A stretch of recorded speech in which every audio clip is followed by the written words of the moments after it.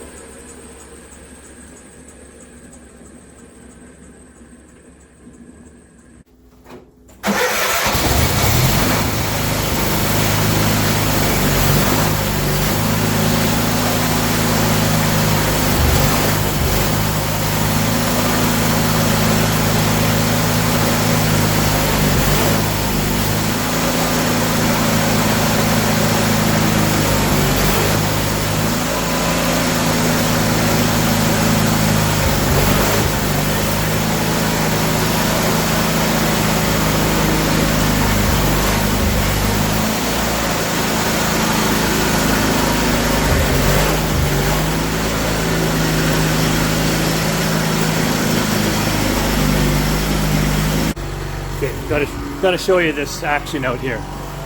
So I think the wife just left, and the plug for the truck is laying on the ground there, so that probably also got pulled out. Yeah, look at that, that's stretched. That plug is stretched, so she didn't unplug that from the truck. And here's the end of the boy's plug. We'll need that to fix his car now. There you go. That's what happens in Saskatchewan and many cold places. When you forget to unplug your car before backing out of the driveway. Anyway, let's pull his back in, and we'll get this reattached after I blow some snow. Yes, sir. That goes there. I just fixed this last year, so should be pretty good at it by now. Get some gloves and a toque. Yes.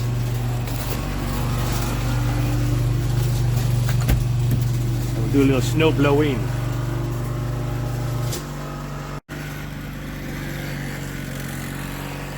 Six first, right?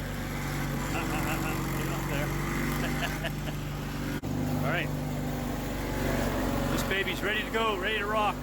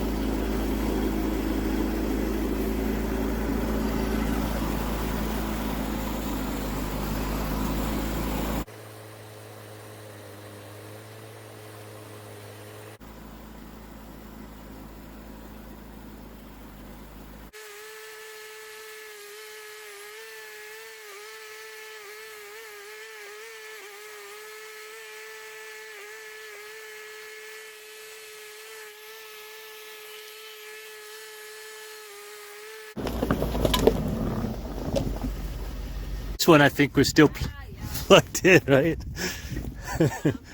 I'm like, this looks like it's very stretched. Oh, why is it flipping? Look like it got flipped at the end there. Oh yes, it's like under load over here. I do it too.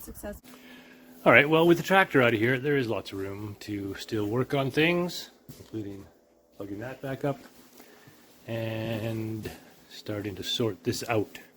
Gonna have to get number one, things out of here, like convertible top, very much in the way. What is all this? Oh, stuff just got piled on top of each other. Cut that plastic out of there. I don't think the carpet's still in it. This carpet's right here, actually. Some of the carpet. I'm not sure if that carpet is part of the carpet. Oh, looks like it got torn out of there. Let's see how much is usable. Doesn't look very usable. Anyways, gonna have to order a carpet, that's for sure. Because that's terrible. Floors were all done. Did all the floors and stuff. Just gotta clean it up, get all this garbage out of here. Be able to sort it out, see what I'm doing there. But that's for another day. We will get to this at some point. Still looks mighty good. It's gonna be a fine looking little car. Anyways, let's get this done. Here we go. Get this thing lifted up. I'm sure my son will come out and help on his own car soon. Apparently he's eating a pizza right now. Anyhow, I don't want to wait, so I'm going to get her started here. And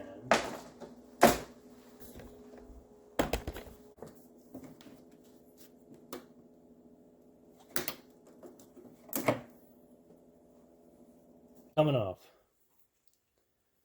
Might have to solder it this time, although probably better that it can come off without it. Get the shrink tabs off here, or the shrink tubes, not tabs.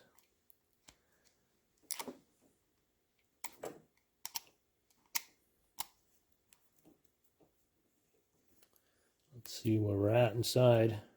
Whether I can save these shrinkers, I just have to cut them off probably and put new ones on. I don't know. I'll need all, now I need my glasses.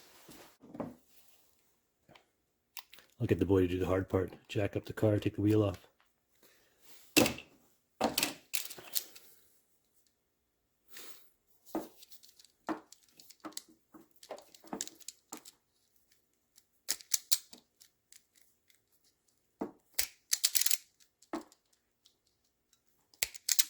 You buy these really nice crimpers on Amazon. I'll put the part number. Actually, you know what?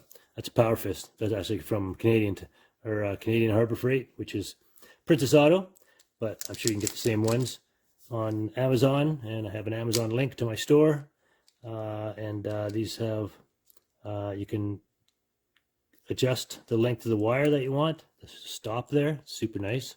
So you put the wire to there, and then you get that exact amount of stripping off there, that long. You could shorten that, you could lengthen that. That's super easy to move that. That makes a big difference to me. And then it's got a decent crimper. It's got the right kind of crimper here for these types of things right there. Then I bought this one. Also Power Fist. I should have a link to my store at to a store at Canadian Tire, not Amazon. Anywho, this has a this type of crimper there, which I use a lot more than anything. And it has different wire strippers on it as well, which I wouldn't use too much. But anyhow, let me grab the right ends. All right, so I ran out of those metal ends, which crimp on both sides, so I'm going to use these. You've seen other guys use these online by now. I think they're Chinese made, but they got a little bit of solder right in the middle, and then they got a heat shrink on both sides. So kind of supposedly does it all in one step. We'll see how good those turn out. Got my giant heat gun there, self-standing, stands up on its own. Just put it somewhere like that, plug it in. Plug in the heat gun. Burp. Oh, look at that, it's already on. Why is it on? I don't know. It's pointed this way. All right, let's start with green. You go there. Greeny on this side. Hopefully you guys can see what I'm doing. Anyways, green, green.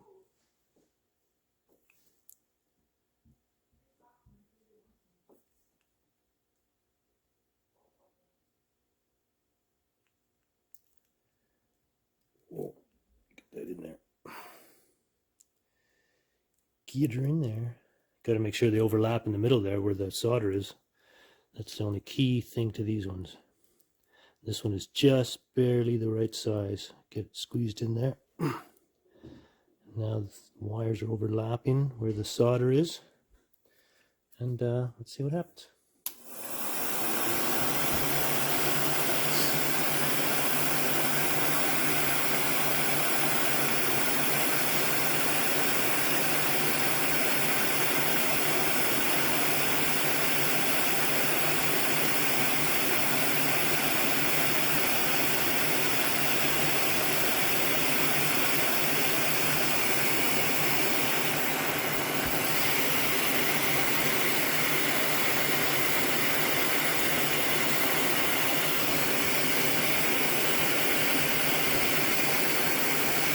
That plastic must be some high temp plastic.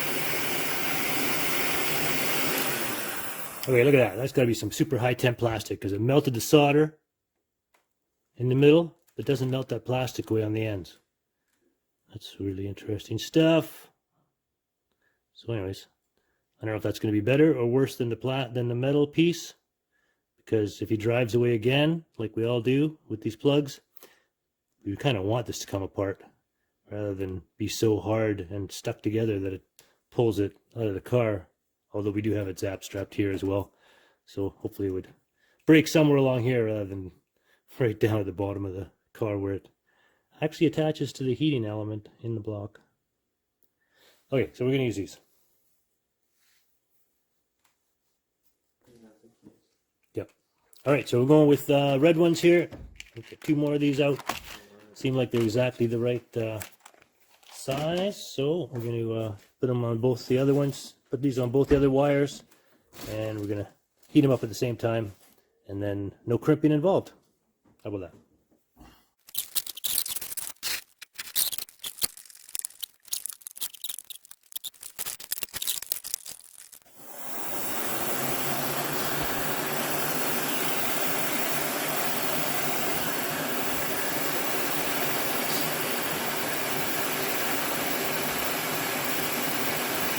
Let's test this. Should be able to hear it.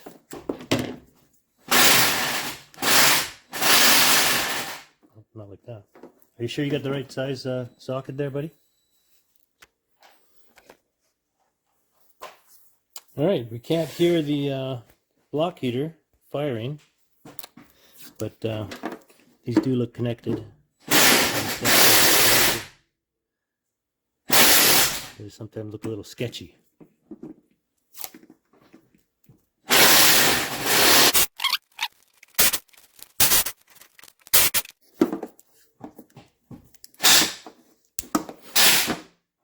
Alright, that was the easy job. Now to the hard one. Well, hopefully it's not too hard. Hopefully it goes smoothly.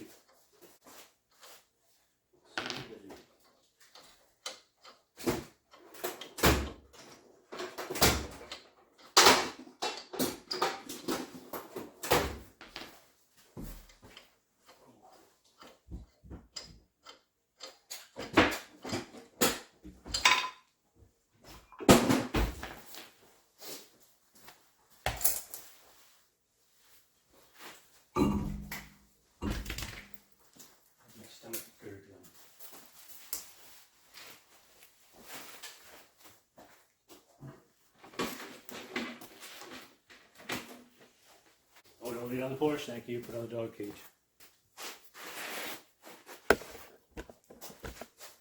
Just about to lean it on my porch.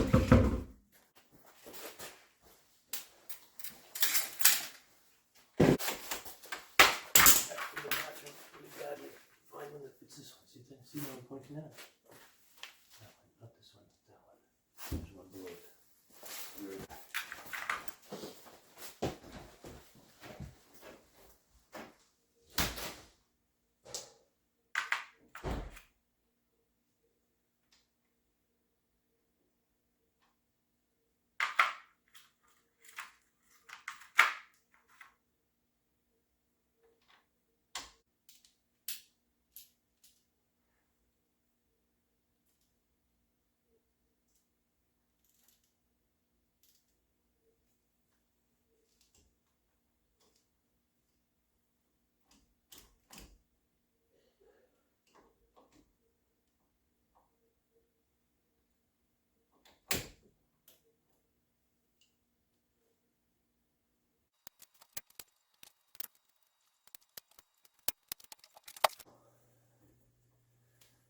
My fault is the wrench is set fault. Excuse me.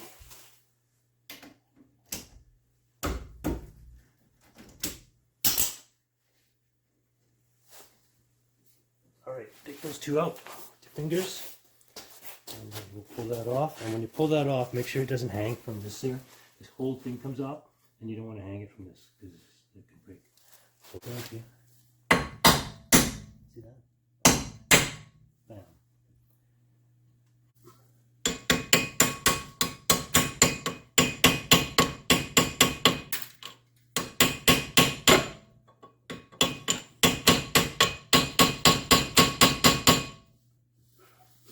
The other way to do it is to run a nut on there. Just run a nut on there. And then pull it through.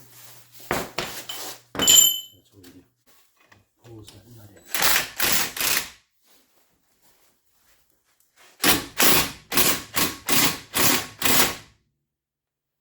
Here's the broken one.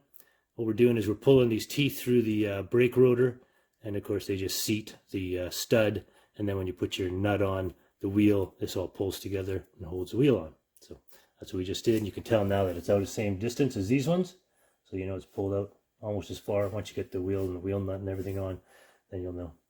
So I did hit the brake when I was in there, which I was trying not to do. And what happens, for those of you that aren't mechanics, when you hit the brake pedal, you'll squeeze these brakes, of course, and if you didn't squeeze the brakes and you didn't touch anything, this should slide right back on the rotor. If you do hit the brakes, touch them by accident, which I shouldn't have, and I did, these of course can close because you're using the brakes, and they'll squeeze on this. All you have to do then is spread these back out and push the fluid back up, but it would be easier if you didn't have to do that. Well, this is a brake spreader. So all this does is it spreads these back out, and pushes the fluid back in there, and you press on the brake, it does the opposite.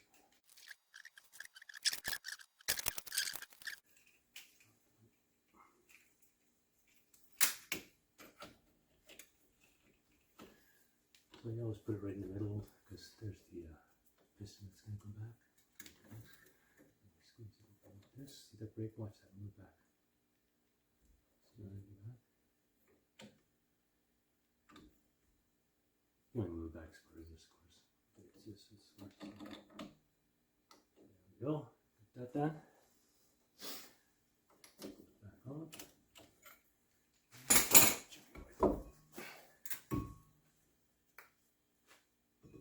There you go. Put the bolt in there. Well, we would.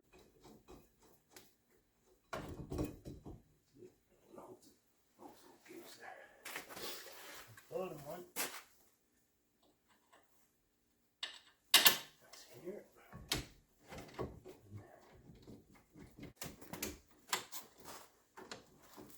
Oh, I feel much better that we did this because I knew that was going to happen, but I hate to. Without being broken. Like that. Always double check them. Good.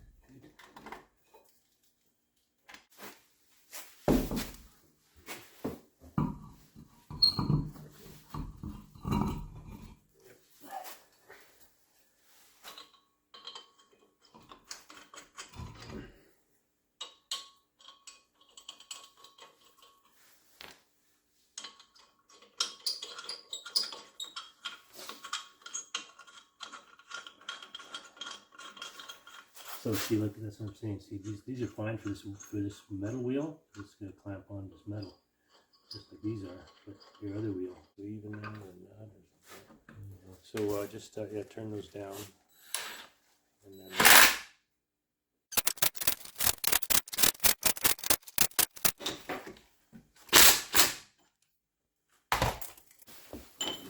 Turns off the car down.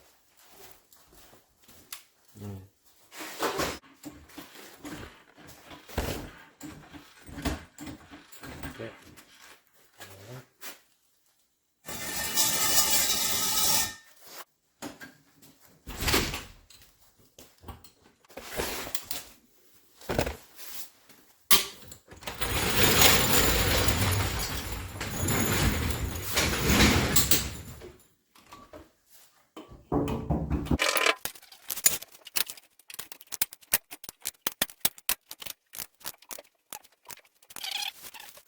Oh, no.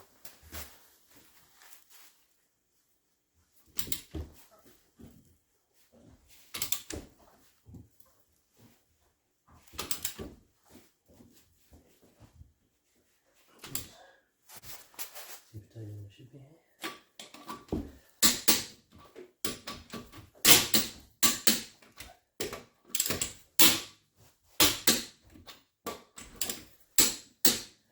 See, these things slide on top of this wheel. That's where it turns out.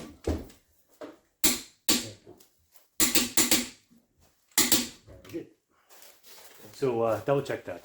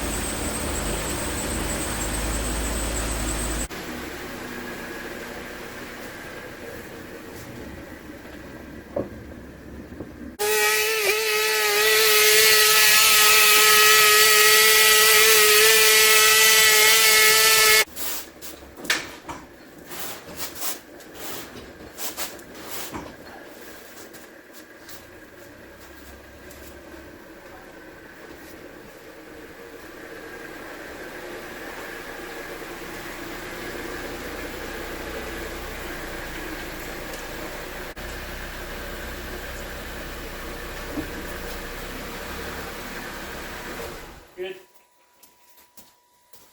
Good.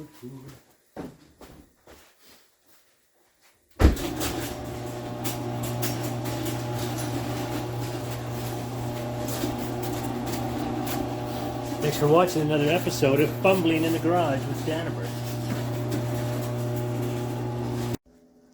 All right, folks. Sunday in Saskatchewan. Look, it's tight in here. Getting tighter. Anyways, had to bring the boy's car in. This is the boy's car, and what he did was he drove away with the plug still plugged in, pulled it apart there. So the other half is sitting in the driveway. And last time we put the snow tires on. Let me squeeze around here. I broke that stud. Oh, it's so dark here you can't see that. Let me turn the light on. Can I turn the light on from here? Should be able to. Is that the light? No, is that the light? Where's the light?